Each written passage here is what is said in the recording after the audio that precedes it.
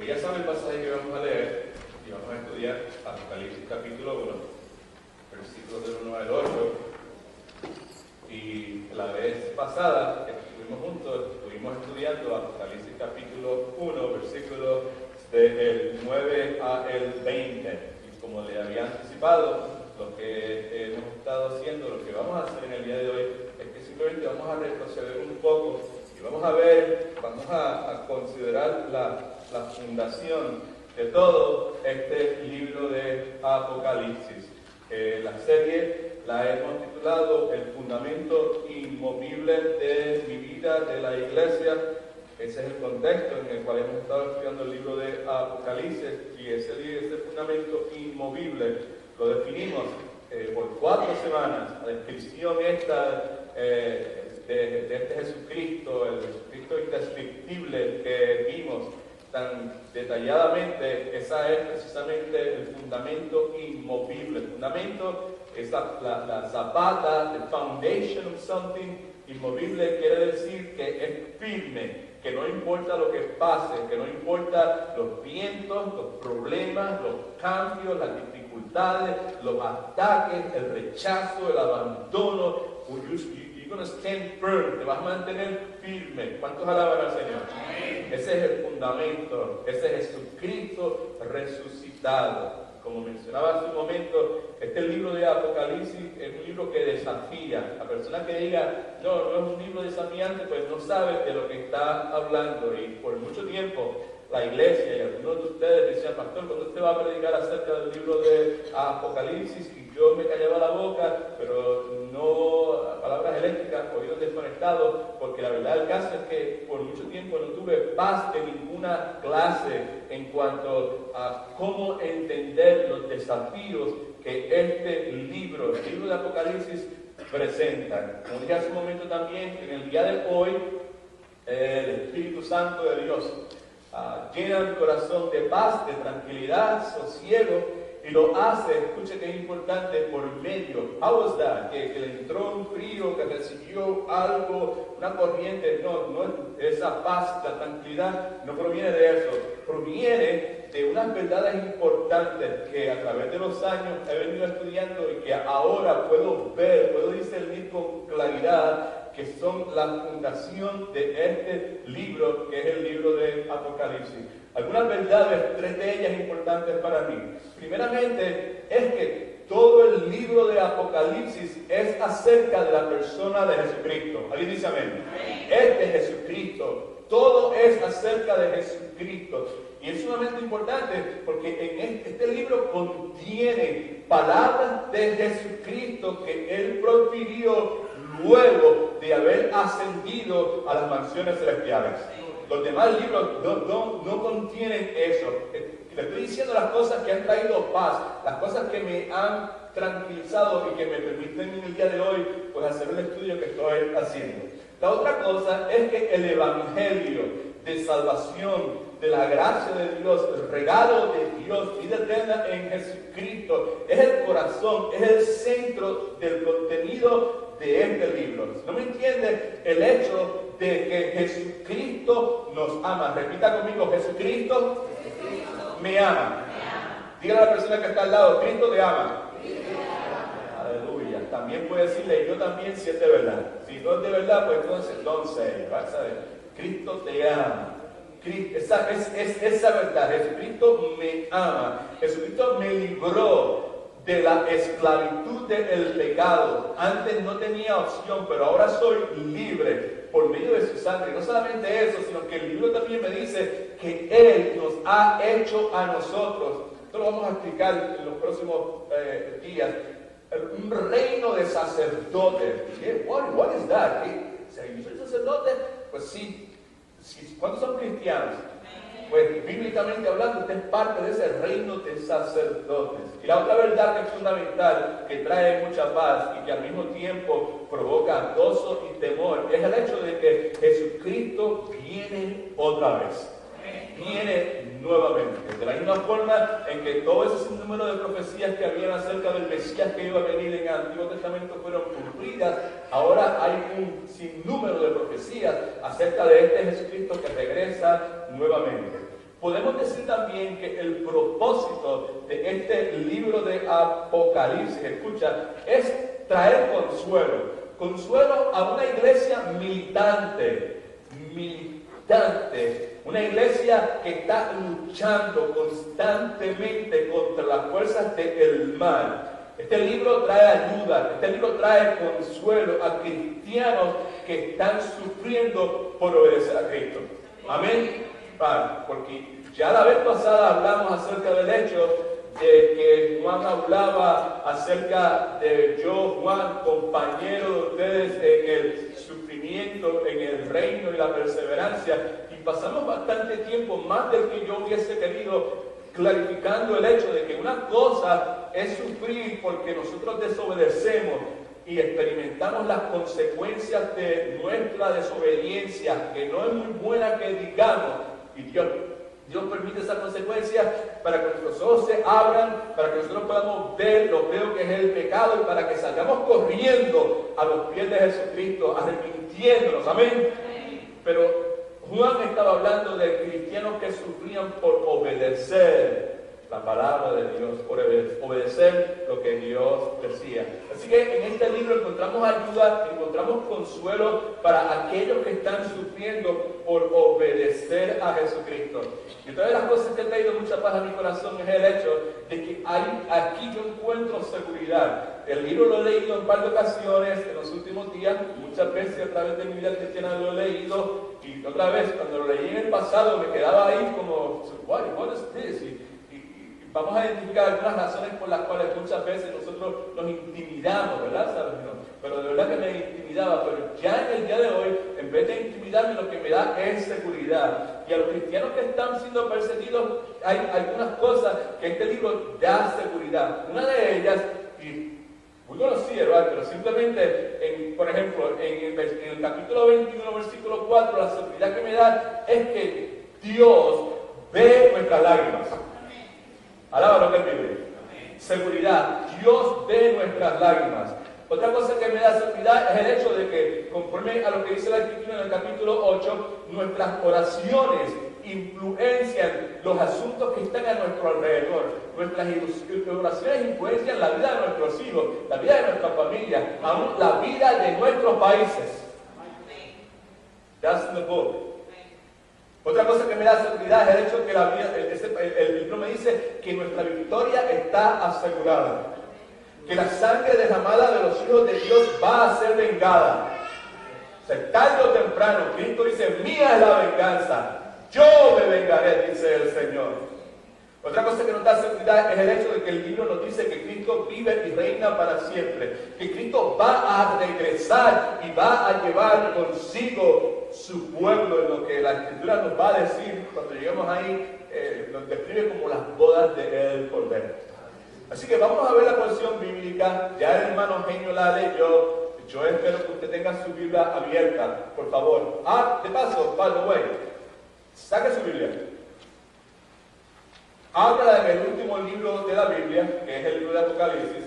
Ponga el dedo ahí, el dedo ahí, y dele un poquito para atrás al Antiguo Testamento y busque el libro de Daniel.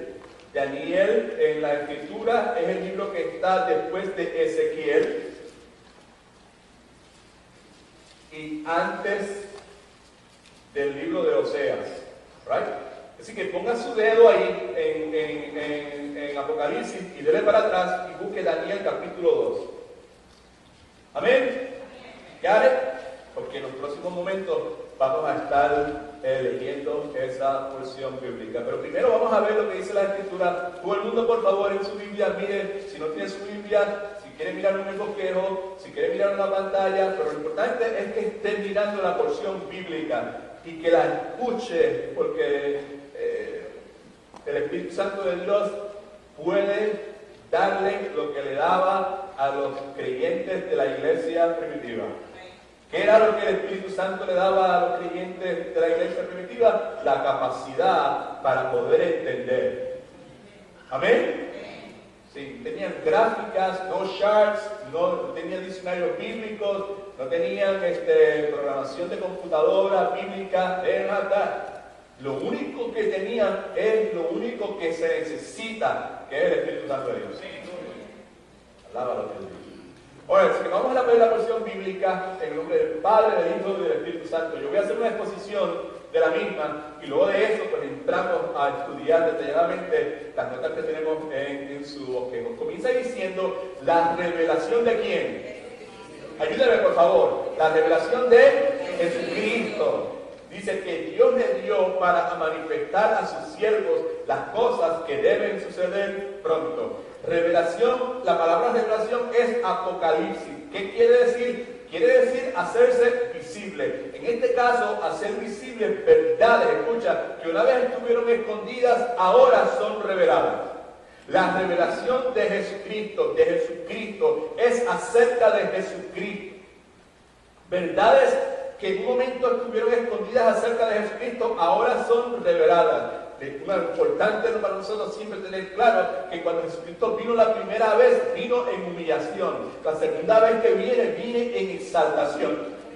Así que dice la revelación de Jesucristo que Dios le dio para manifestar a sus... ¿Le dio a quién? Le dio a Jesucristo. El Padre le da a Jesucristo como recompensa esta revelación. Recompensa porque por el servicio humilde, por el servicio fiel, santo y perfecto que Jesucristo rindió. En Filipenses capítulo 2 claramente habla de que Jesucristo, siendo Dios, no estimó el ser Dios como una cosa a la cual aferrarse, sino que se hizo ¿qué? Se hizo siervo, hombre y peor todavía, pagó con su vida en la cruz del Calvario. Pero también dice que Dios, y por eso Dios le dio un nombre que está por encima de todo nombre, para que en el nombre de Jesús se doble todas rodillas en los cielos, en la tierra, en todo lugar. Así que Juan nos dice que esta revelación, estas verdades que una vez estuvieron encubiertas acerca de Jesucristo, que ahora son reveladas acerca del Señor Jesucristo, la que Dios le dio para manifestar a sus siervos. Si tiene su Biblia, su raya es siervo. La palabra siervo es doulos. Quiere decir una persona que sirve, escucha, importante, una persona que sirve motivado por su amor y por su devoción a su amo. Una cosa es servir a una persona porque no tengo otro remedio, o porque me están pagando, o porque estoy obligado. Otra cosa es servir porque amo a esa persona. Éxodo capítulo 21, los primeros 6 versículos nos hablan precisamente de ese tipo de servicio. Así que esta es la revelación de Jesucristo que Dios le dio para manifestar a sus siervos, las cosas que deben suceder pronto. Son eventos que van a suceder no en un periodo corto de tiempo, más bien que eminentemente van a suceder. Continúa diciendo, la declaró, está hablando de la revelación esta, la declaró enviándola por medio de su ángel a su siervo Juan. En otras palabras, que esta revelación, que estas cosas, estas verdades que Dios hace visibles, verdades acerca de Jesucristo que estuvieron ocultas, que ahora son reveladas, Dios las revela, ¿verdad? Las comunica, mejor dicho, por medio de un ángel importante. El libro de Apocalipsis es el único libro en toda la Escritura donde el contenido del mismo fue comunicado a su autor humano a través de un ángel. Los demás fueron comunicados a través del Espíritu Santo. Detalle que vamos a ver importante, porque si usted quiere aprender acerca de ángeles, lea el libro de Apocalipsis, porque este libro está lleno, saturado de información acerca de quiénes son los ángeles, cómo operan, las cosas que hacen, lo que la Escritura dice acerca de ellos. Dice nuevamente que Él comunicó esta revelación. ¿Cómo lo hace? La envió a través de un ángel a su siervo Juan. Importante que este Juan, no Juan el Bautista, es Juan el que la Biblia nos identifica como el hijo de Zebedeo. Es Juan el hermano de Santiago. Este es el Juan. ¿Se acuerda la señora aquella que vino un día donde Jesucristo y le dijo, maestro, cuando tú vengas en tu reino, permite que los nenes míos estén a tu lado, uno a la izquierda y otro a la derecha? Uno era Juan y el otro era Santiago. Ese Juan es este, al que ahora Dios le da el privilegio de ser el instrumento humano de recibir esta revelación de Dios. De paso, ese Juan que dice aquí es el que la Escritura le permite a sí mismo llamarse, identificarse como el discípulo amado. El discípulo es ese Juan. Así que lo que vemos en el primer versículo es que esta revelación, estas verdades que estuvieron ocultas, que ahora son claras a través de Jesucristo, ¿verdad? Fueron dadas a sus siervos, importante, aquellas personas que quieren servir a Dios no porque están obligados, sino por su amor a su amo, por su devoción a Él. Fueron concedidas a estas personas a través de un ángel, a través de Juan, que era siervo de Dios. Versículo 2, hablando de Juan, dice, el cual, ¿todo el mundo ve el versículo 2? Sí. Check your Bible. El cual ha dado testimonio de la palabra y del testimonio de Jesucristo y de todas las cosas que ha visto. Si usted lee el Evangelio de Juan, usted va a ver constantemente Juan hablando precisamente del hecho de que yo lo que he escrito aquí es lo que yo vi. En los últimos 2 capítulos del libro de Juan, del Evangelio de Juan, constantemente Juan me está diciendo, yo doy testimonio, yo soy testigo. En la primera epístola de Juan, lo que mis ojos vieron, lo que mis manos tocaron, dando testimonio, el cual da testimonio de la palabra de Dios, del testimonio de Jesucristo, testificando hablando aquí en este momento acerca de la primera venida de Jesucristo. Y después dice, y de todas las cosas que ha visto, lo concerniente a la segunda venida. Versículo 3 es importante, dice, bienaventurado, que quiere decir bendecido, que quiere decir dichoso, que quiere decir afortunado. Pero mire lo que dice, bienaventurado el que lee y los que hacen ¿qué? Los que oyen las palabras de esta profecía. Y no solamente eso, sino que guardan las cosas en ella escritas, porque el tiempo está cerca. Interesante que los verbos que están aquí, leer, oír y guardar, 2 de ellos están en plural, uno de ellos está en singular. Fíjense porque es importante. Dice, bienaventurado el que lee. ¿Ese es qué? Singular. Bienaventurados los que oyen. ¿Eso es qué? Plural. Bienaventurados los que guardan. ¿Eso es? Plural. Y como le dije hace un momento cuando estábamos reunidos aquí, detalle importantísimo. En el contexto de la iglesia del primer siglo, el que una persona viniese y se parase delante de la congregación a leer la escritura y que todo el mundo escuchase lo que él estaba leyendo, era una práctica común, era lo que pasaba todos los domingos, si usted quiere. Y la razón por la cual es porque en aquel entonces, como le señalé en un momento, la norma era que la congregación tuviese una copia de las escrituras. No es como en el día de hoy que todo el mundo tiene copias de la escritura. Así que con eso en mente, entonces puedes entender mucho mejor cuando aquí dice en el versículo 3, bienaventurado, bendecido, dichoso, el que lee, esa es la persona que está leyendo, ¿right? Y los que oyen, esa es la congregación, las palabras de esta profecía, claramente diciendo lo que es un libro profético, y que guardan y que aplican las cosas que en esta profecía están escritas. La razón por la cual son afortunados y pueden hacer esas cosas es porque el tiempo está cerca. Subraya tiempo, por favor. Tiempo ahí no es cronos.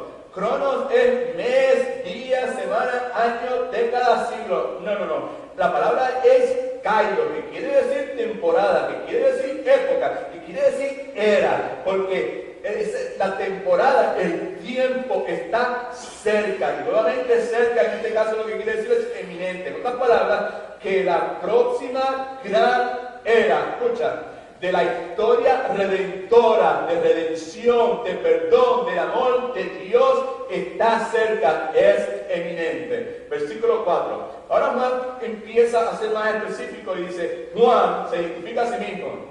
Juan a las 7 iglesias que están en Asia, importante, porque como vamos a ver dentro de un momento, de las cosas que es significativa de este libro, es la utilización de símbolos y de números.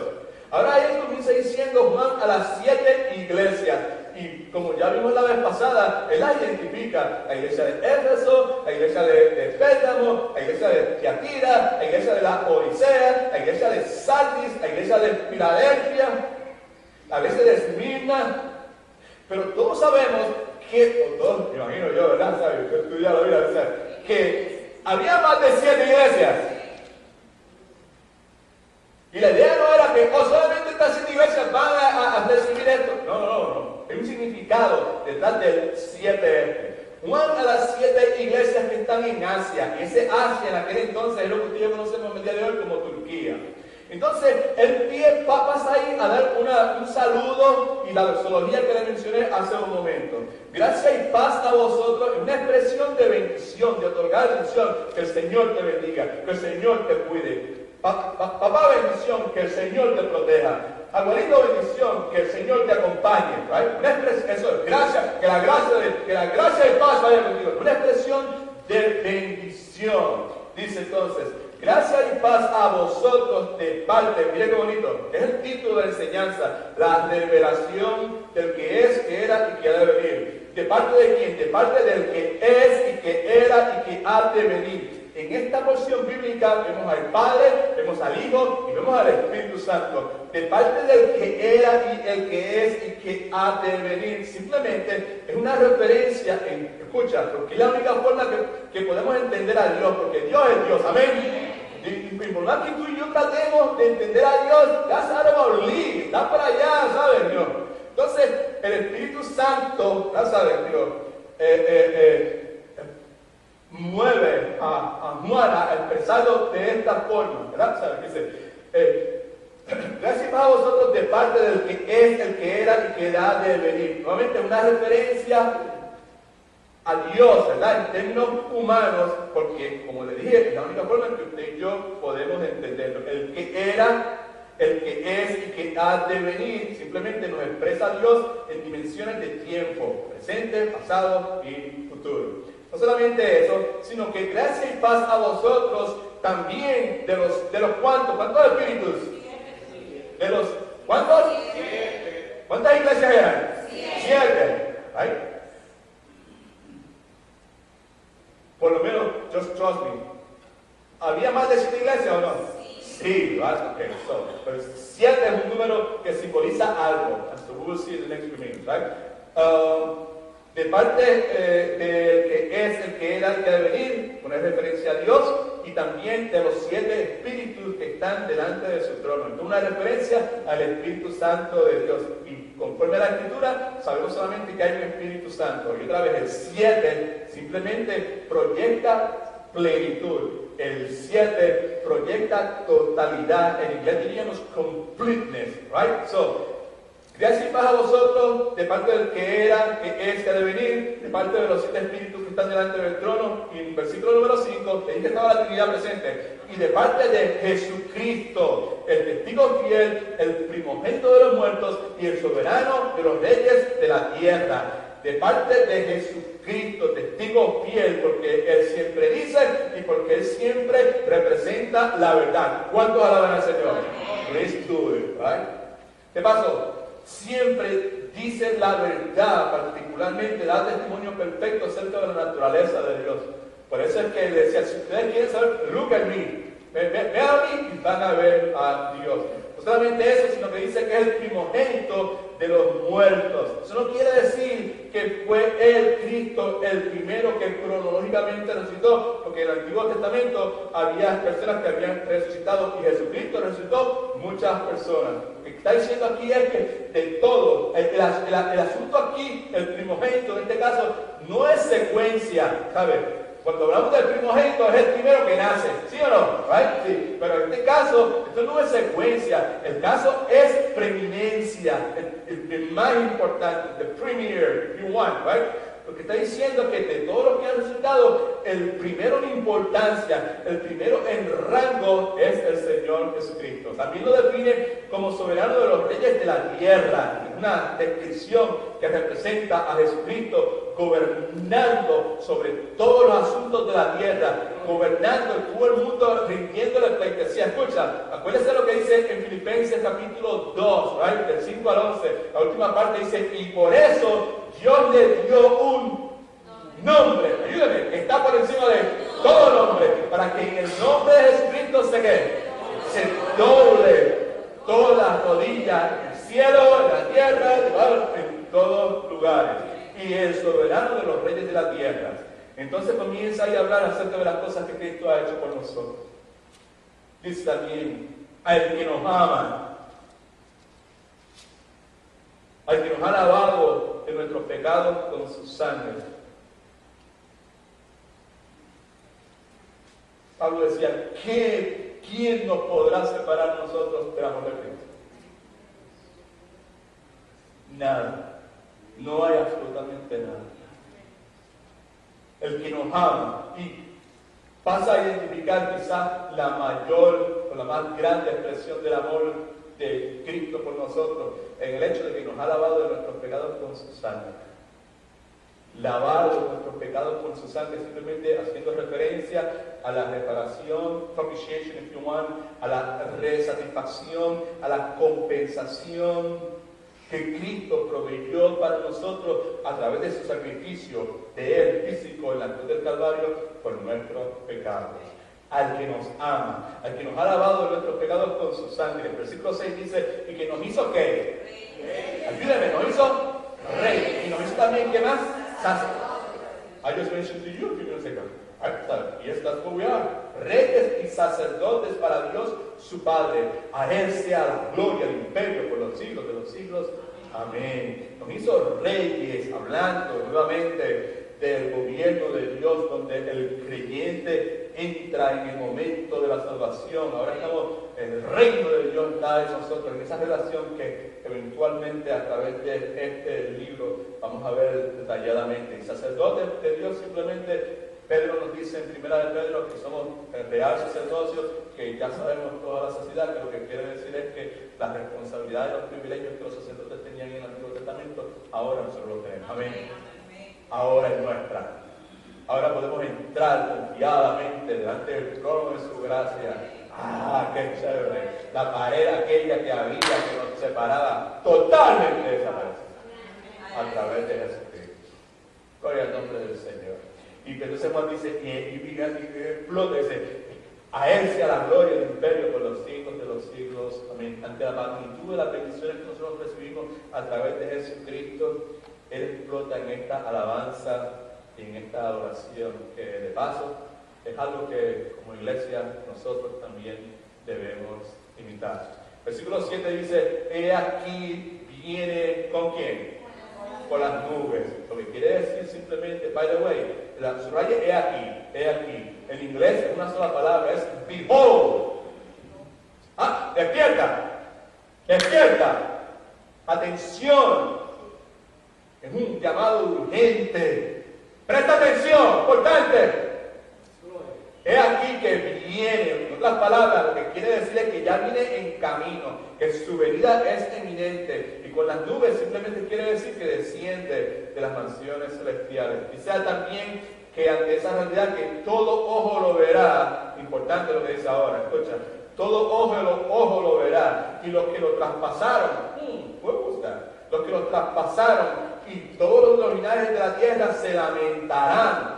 Hace keyword, lamentarán por causa de Él. Sí, amén. Todo ojo simplemente lo que quiere decir es que cuando Él descienda, gloria a su nombre, cuando Él descienda, I don't know what I'm saying aquí, pero gloria sea tu nombre. Cuando Él descienda, yo ahora no voy a hablar todavía, vas a ver. Yo sé que va a descender de las nubes, porque eso es lo que la Escritura dice. Y me imagino que eso tiene que ser glorioso. Y el resplandor, y el sol. O sea, el punto de lo que dice aquí es que todo ojo lo verá. Lo que quiere decir es que su gloria va a ser vista por toda la humanidad. Ay, ¿cómo va a ser? Yo no sé cómo va a ser, pero yo sé que en el ministerio terrenal de Jesucristo solamente 2 o 3 pudieron ver su gloria. En el incidente que se conoce como el incidente de la transfiguración, cuando Cristo sube a aquel monte, los discípulos, Juan, Pedro y Santiago, lo vivieron cerca. ¿Cuántos años estoy hablando?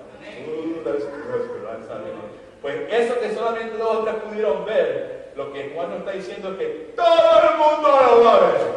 Todo el mundo lo va a ver. Y los que los traspasaron conforme a... Escriba eso por ahí en algún lugar. Zacarías 12:10. Zacarías 12:10. Porque una cosa importante, por eso que vamos a leer Daniel, porque en este libro se hacen docenas, cientos de referencias al Antiguo Testamento. Right? Entonces, Zacarías 12:10 nos dice quiénes son esos que lo traspasaron. Dice, y los que lo traspasaron simplemente se refiere a los judíos incrédulos que instigaron la muerte de Jesucristo. De eso es que está hablando ahí. Y los que lo traspasaron, y ahora habla de otro grupo, y de todos los linajes de la tierra, se refiere a toda la multitud de no creyentes gentiles de toda la casa. Todos los no creyentes boricuas, todos los no creyentes dominicanos, todos los creyentes cubanos, todos los no creyentes brasileños, todos los no creyentes guatemaltecos, mexicanos, peruanos, colombianos, ecuatorianos, y you mention.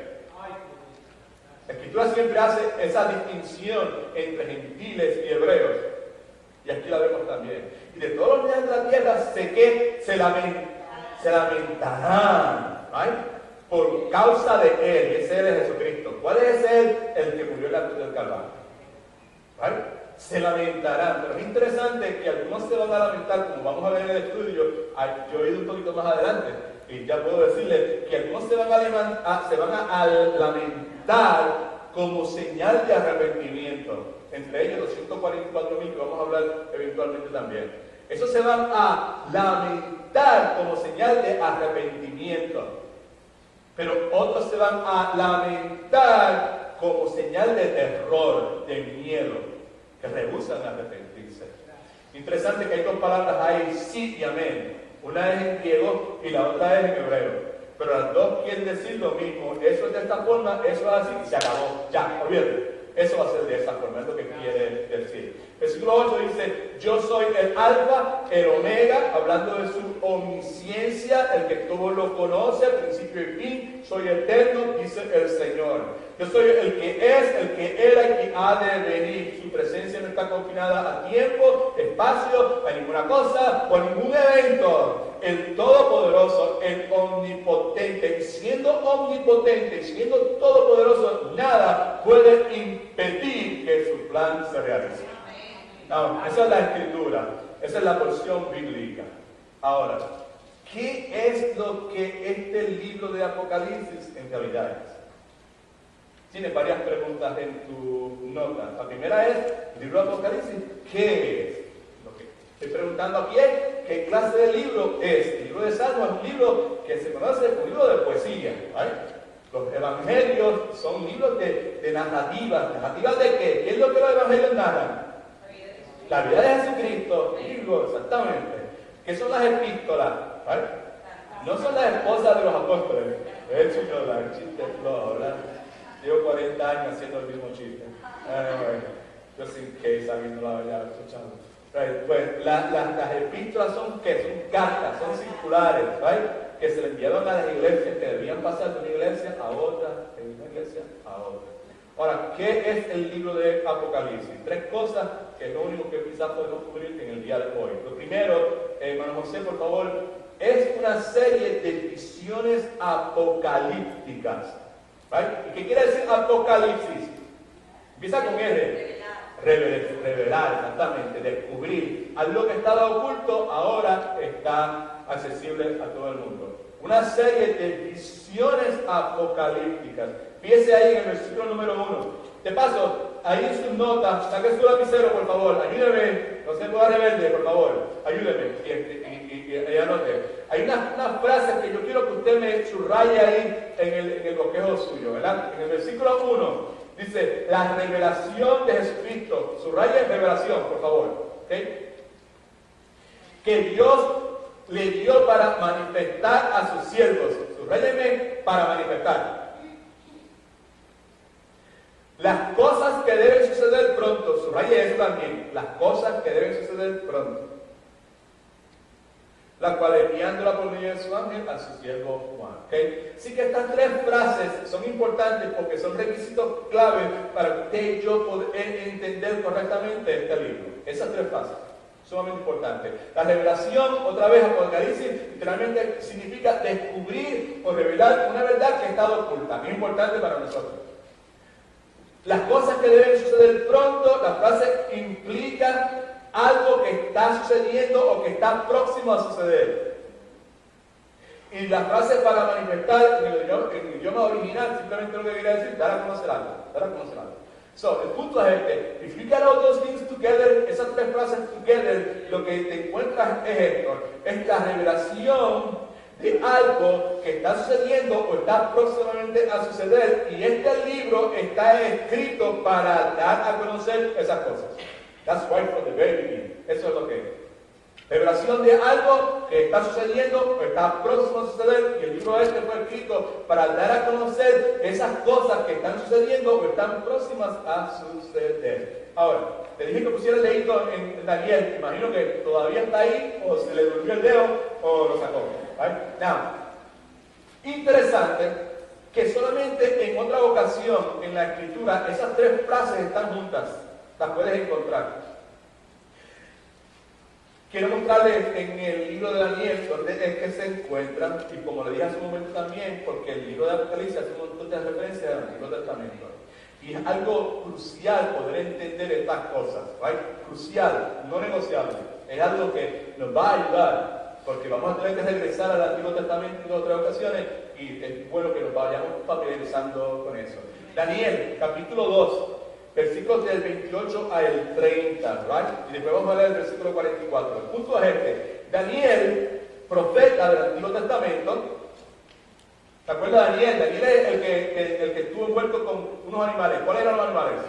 Leones. Daniel es el pozo de los leones. Daniel es el que dijo: no, yo no me voy a juntar con esa gente, yo no me voy a comprometer mi fe, yo no voy a comer de lo que esa gente come, y después vas para allá. Y Dios estuvo con él, y Dios lo protegió. Entonces, un número de cosas que usted y yo sabemos, ¿right? Entonces, Daniel, dice la escritura, está interpretando un sueño, una visión de un rey que se llamaba Nabucodonosor acerca del futuro.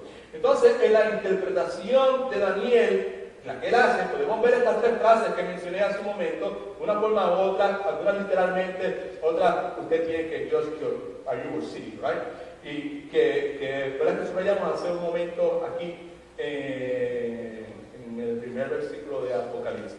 Daniel capítulo 2, ¿todo el mundo lo tiene? Sí. Ahora, dependiendo de la versión que usted tenga de la Biblia, la versión Reina de Valera, esta es la forma en que va a leer. Dice: pero, otra vez, ¿qué es lo que está pasando? El rey Nabucodonosor ha tenido un sueño, una visión.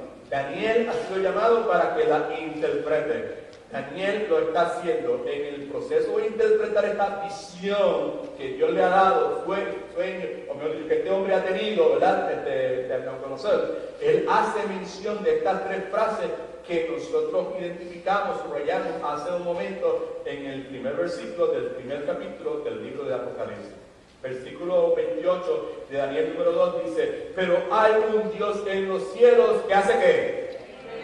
Que revela. You see the word there? Que revela, right? Okay? Los misterios. Y Él ha hecho saber, otra vez la misma palabra, hecho manifestado, right? Saber al rey Nabucodonosor lo que ha de acontecer, las cosas que han de suceder en los últimos días.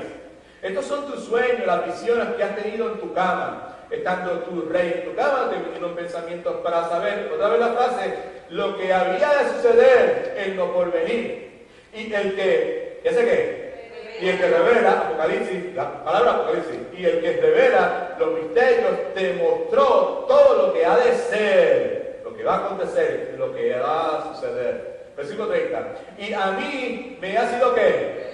Apocalipsis, me ha sido revelado este misterio. No porque en mí haya más sabiduría que en los demás vivientes. That's a beautiful thing right there. La humildad. Los siervos, la ciudad de Dios son gente humilde.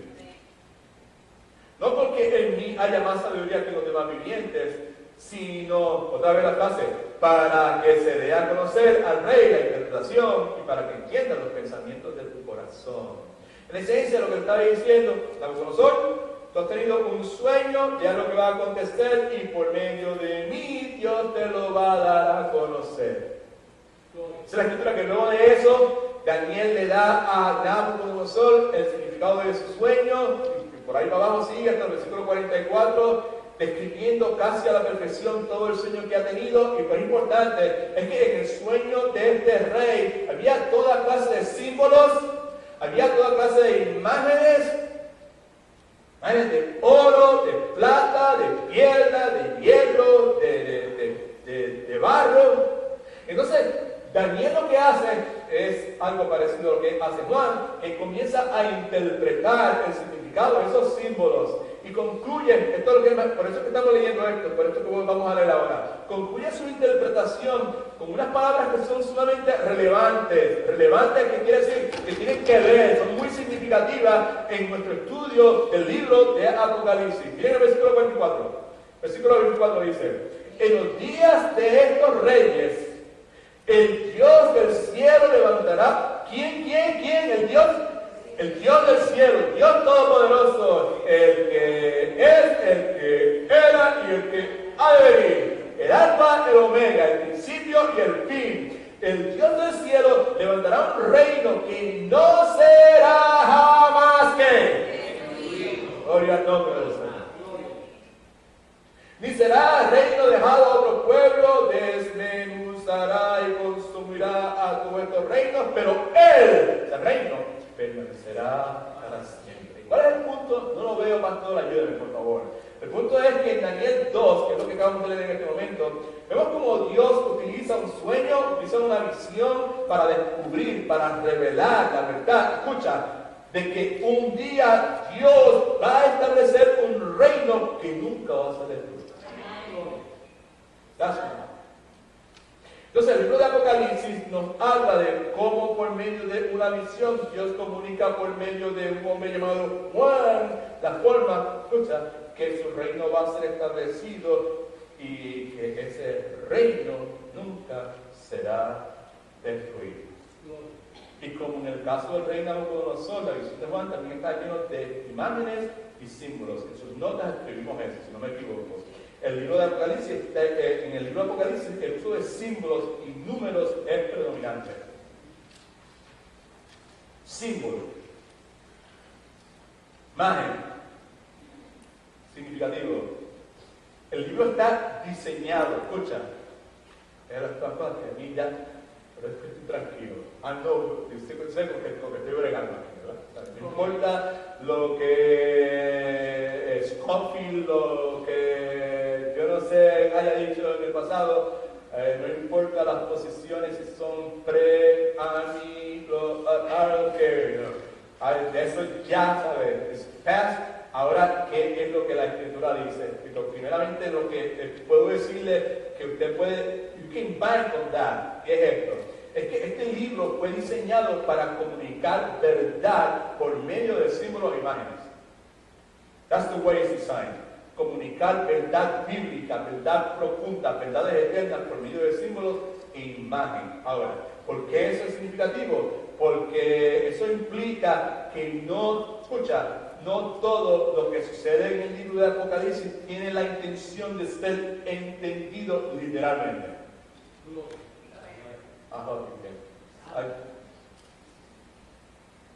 ¿Por qué es importante?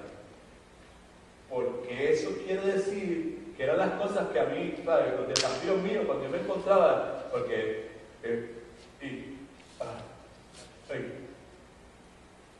va a pasar esto y la mitad de la tierra se va a partir y va a caer esto. ¿No es un montón de cosas que dice?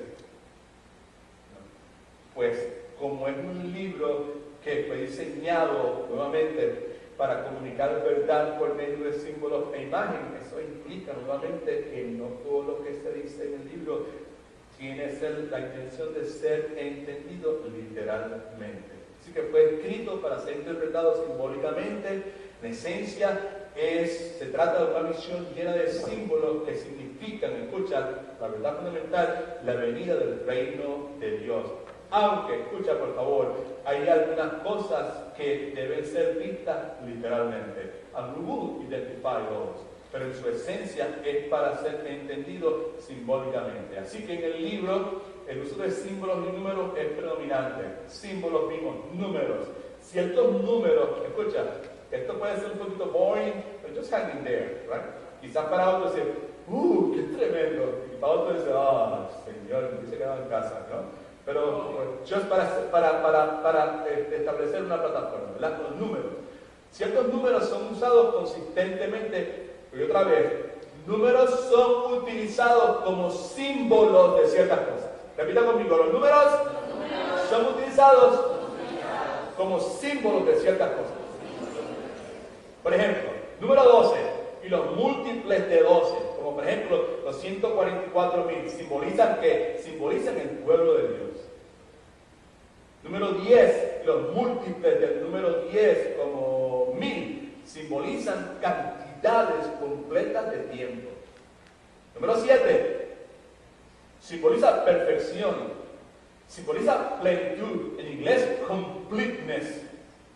Versículo 4 que vimos hace un momento, hicimos un poquito de hincapié en eso, ¿verdad?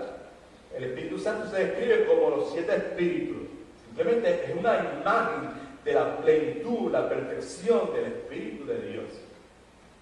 Como señalé ya en el tema de la introducción, Apocalipsis fue escrito ¿a cuántas iglesias? Pero sabemos que había más de 7 iglesias en el Asia de ese momento. Así que la imagen de las 7 iglesias es la totalidad de la iglesia, la plenitud de la iglesia. Vamos a ver eventualmente acerca de 7 cartas, acerca de 7 sellos, acerca de 7 trompetas, acerca de 7 copas. Y cada una de esas cosas, las cartas, sellos, trompetas y las copas, simbolizan la plenitud, la totalidad, the completeness of the judgment of God, el juicio de Dios. Número 4 también, y lo que se combina muchas veces estos números uno con otro. 4 también simboliza totalidad y plenitud. La tierra, por ejemplo, descrita, 4 partes, 4 esquinas, 4 vientos, y todas esas cosas. Ahora, en caso de que alguno de ustedes esté preguntando, pastor, ¿existe la posibilidad de que esos números no signifiquen nada? Claro que sí.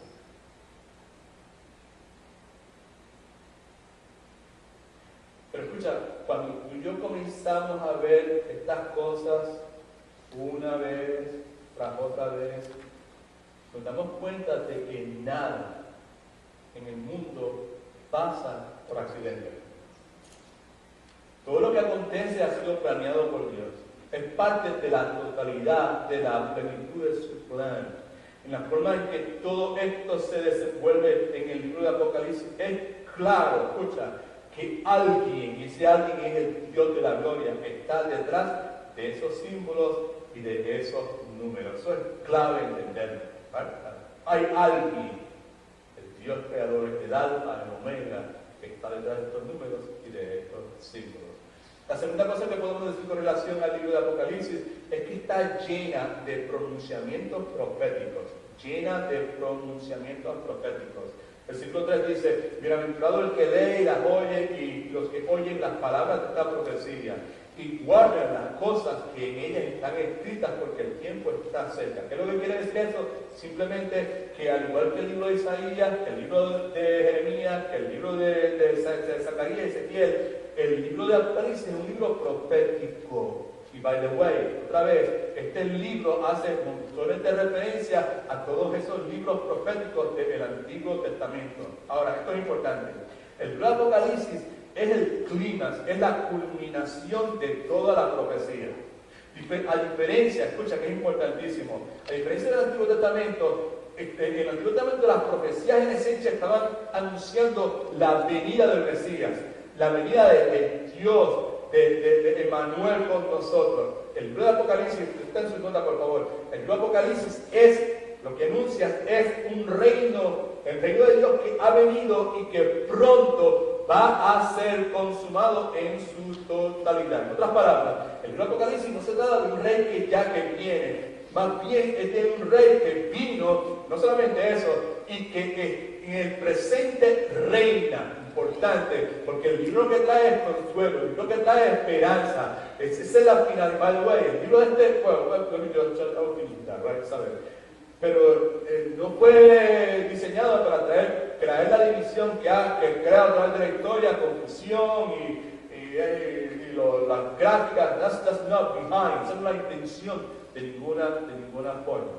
Así que, nuevamente, no es acerca de un rey que viene, sino de un rey que ya vino y que en el presente reina. ¿Se acuerdan de Juan el Bautista? En el Nuevo Testamento. Mateo capítulo 3, versículo 2, Juan dice, está anunciando, dice, el reino de los cielos se ha acercado. Right? No, él está haciendo referencia al presente, no al futuro, porque es Cristo, ya está Cristo ahí. ¿Está bien? Cuando habla el reino de los cielos se ha acercado, está hablando de Jesucristo. Así que cuando Juan, el apóstol, escribe Apocalipsis, dice, porque el tiempo está cerca, en esencia lo que está diciendo es que el rey que fue profetizado en el Antiguo Testamento ha venido y reina y gobierna en este momento. Y eso es mucho de lo que vamos a ver a través de cada una de las enseñanzas en cada uno de estos capítulos. La última cosa que hablamos en el día de hoy acerca de qué es el libro de Apocalipsis. Lo dijimos, el libro de Apocalipsis nuevamente consiste de unos pronunciamientos proféticos, consiste de una serie, una serie de visiones apocalípticas, y también fue un libro que fue escrito como una carta congregacional. El versículo 4 dice: Juan a las 7 iglesias que están en Asia. Otra vez, Juan a las 7 iglesias que están en Asia. Si todo el que ha leído el Nuevo Testamento y le ha leído las epístolas de Pablo, se da cuenta de que esto suena casi idéntico a la forma en que Pablo comienza cada una de sus epístolas. Pablo a la iglesia que está en Éfeso, Pablo a la iglesia de Corinto, Pablo a la iglesia de Tesalónica. Así que Apocalipsis consiste en una serie de visiones apocalípticas llenas de pronunciamientos proféticos, que está escrito como una carta congregacional. Hay una progresión between verse number 1 to verse number, una progresión entre el versículo número 1 y el versículo número 3. Y nos deja ver claramente que esa revelación vino, esto está escrito en sus notas, por favor, esa revelación vino de parte de Dios en Cristo por medio de un ángel a su siervo para la iglesia. Y si usted el versículo 3, bienaventurado el que lee y los que oyen las palabras de esta profecía y que guardan, aplican, obedecen las cosas que en ella está escrita, porque el tiempo, está cerca. Así que, como dije hace un momento, en el contexto de la iglesia del primer siglo, la gente se juntaba para adorar a Dios. Alguien en la congregación leía esta carta, ¿right? Alguien, escucha, como ya mencionamos también, bien importante esto. La gente, cuando alguien se levantaba a leer la escritura, lo que nos dice la historia, ¿verdad? Y los founding fathers de la iglesia primitiva, es que la escritura se leía en su totalidad, ¿verdad? De principio a fin, y que toda la congregación escuchaba. ¿Por qué eso es importante? Porque hace tanto hincapié, escucha, es que fue escrita de una forma de que cuando la gente escucha, importante, por favor, cuando la gente escuchaba, la gente del primer siglo escuchaba, cuando la gente escuchaba, el punto es que la gente entendía.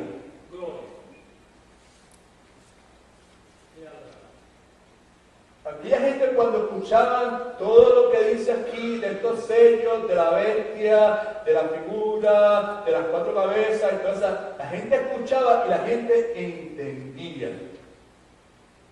No solamente eso, sino que la gente, ¿qué es lo que dice el versículo 3? Bienaventurado el que lee y las que oyen las palabras de esta profecía y guardan, aplican, obedecen las cosas que están escritas en ella. No solamente ellos eran capaces de escuchar, ellos entendían y eran capaces de aplicar lo que la escritura decía en su vida. Ahora, ¿qué aplicación tiene eso para nosotros? Yo creo que la más significativa es el hecho de que tenemos que cuidarnos, ser cuidadosos de no sobrecomplicar este libro. Una de las cosas que yo miro hacia atrás ahora, desde que conocí al Señor, ¿se acuerdan, hermana Rosa? Cuando conocimos al Señor, conocimos a la primera gente que hablaba en español era la hermana Delia Porcy y Cliff Anderson, ella hija adoptiva de un misionero americano en Fajardo, Puerto Rico. ellos tenían una librería aquí en Orlando. Y pues ellos fueron los primeros cristianos que hablaban español que nosotros conocimos y eran locos con el libro de Apocalipsis. ¿Es verdad? ¿No? Y eran adictos a una Biblia de un tal Scofield. En aquel entonces, that was max, ¿sabes? Era como si fuera inspirado, algo así, ¿no? A mí las horas que pasábamos por la noche, estudié y yo no sabía nada, yo escuchando ellos hablando de todo este montón de cosas, ¿verdad? ¿Sabes? ¿No? Y de que si eran pre o ami, I'm going to mention that que sabes, ¿no? De un momento en que yo decía unas cosas y entonces cuando escuchamos a Brother Jim, pues a Brother Jim decía una cosa que era totalmente distinta, y entonces cuando empecé a estudiar en el seminario, que vino el Dr. White, el Dr. White vino con otra posición, no, ¿sabes?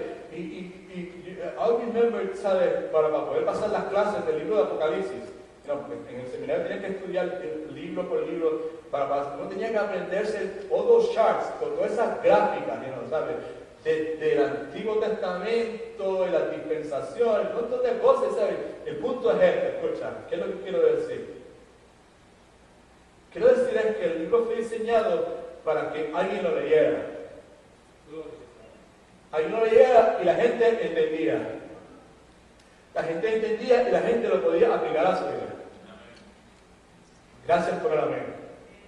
Eso es todo lo que quisiera que le quedara en la mente. ¿No? ¿Sabes? Aquella gente sin gráficas, sin PowerPoint, sin diccionarios bíblicos, sin programas de computadora, escatológicos, esas cosas, escuchaban cuando el hombre leía, entendían y aplicaban. El punto es que tenemos que evitar ser cuidadosos con sobrecomplicar lo que este libro dice. Porque los cristianos de la iglesia primitiva no sabían leer en su inmensa mayoría, no tenían mucha educación, pero como dije, eran capaces de escuchar este libro una vez, podían entenderlo y aplicarlo a sus vidas. Simplemente escuchaban la palabra. Ahora, yo no le sé leer la mente a nadie, pero yo tengo una esposa que a veces pienso que sabe leer la mente, pero I'm not like her, she can do that, ¿verdad? Pero a mí solamente, Pero es posible que algunos de ustedes se estén preguntando, fine, y si eso esté así, ¿por qué entonces eso no es suficiente para nosotros? Si aquella gente podía escuchar, podía entender y podía aplicar, ¿por qué nosotros no podemos hacer eso? ¿Por qué nosotros al escuchar estos pasajes no los entendemos tan fácilmente? Una de las respuestas, muy simplista posiblemente para usted, pero es importante. Porque nosotros no somos miembros de la iglesia del primer siglo.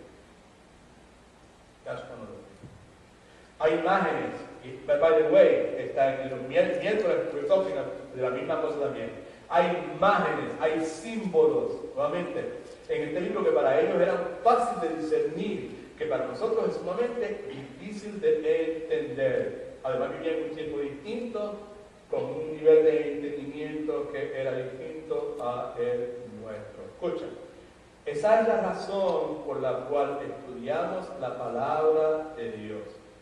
Y cuando estudiamos la palabra de Dios, no solamente en la forma en que lo hacemos en nuestra iglesia, no solamente escuchamos lo que la Biblia dice, es imprescindible, escucha hermano, si alguien nos visita en el día de hoy y quiere decir, yo no entiendo esta cuestión,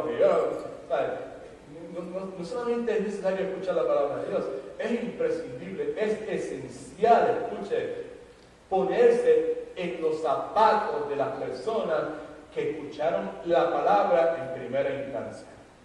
Es esencial, es imprescindible. Antes de poder yo decir, esto es lo que aplica para nosotros, esto es lo que quiere decir para la iglesia en sus pasos en el año 2012, yo necesito saber qué era lo que quería decir, qué era lo que implicaba para la gente para la cual originalmente fue escrita. Amén.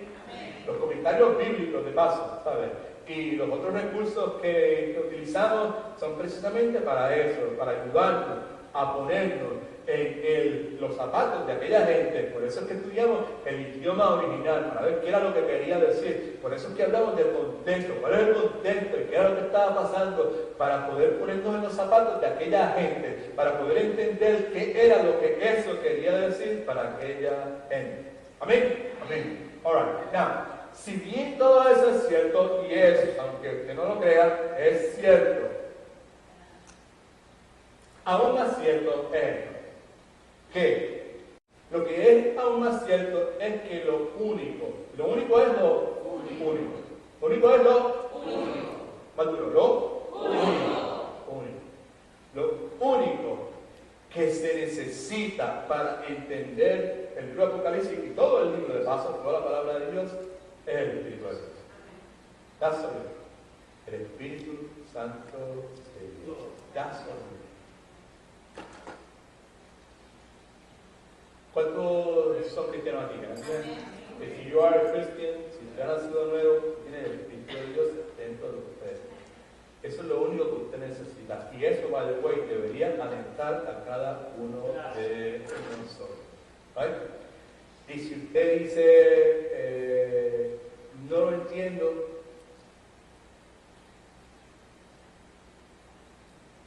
usted lo entiende porque usted va a la universidad y tiene grados académicos, yo no sé qué, pues ahora no te ofenda, pero con respeto vuelvo a recordarle que si usted es cristiano, tenga educación formal o no tenga educación formal, usted tiene dentro de usted el Espíritu Santo de Dios. Amén. Amén. Y el Espíritu Santo de Dios es capaz de ayudarle a entender la palabra de Dios de una forma sobrenatural. Amén.